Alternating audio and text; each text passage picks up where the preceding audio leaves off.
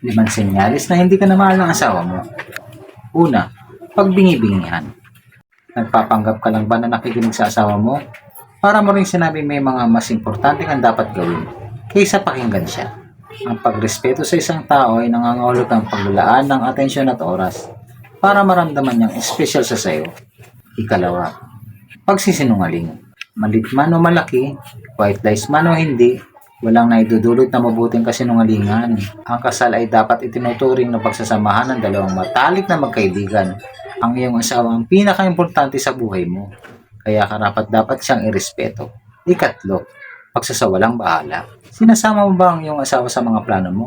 Aba, syempre, magkatawang kayo habang buhay, kaya una siya dapat sa iyong mga prioridad. Siya ang magbibigay sa iyo ng pinakamatinding suporta.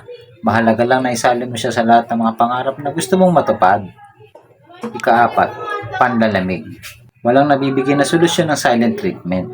Senyalis na walang respeto ang asawa mo kung wala siyang pakialam sa sasabihin mo. Ang pag-uusap ng maayos ay susi sa maayos na relasyon.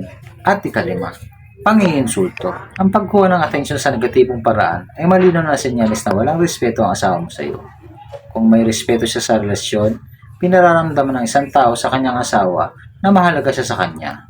Numero 1 dapat ang iyong partner bago ang sino man.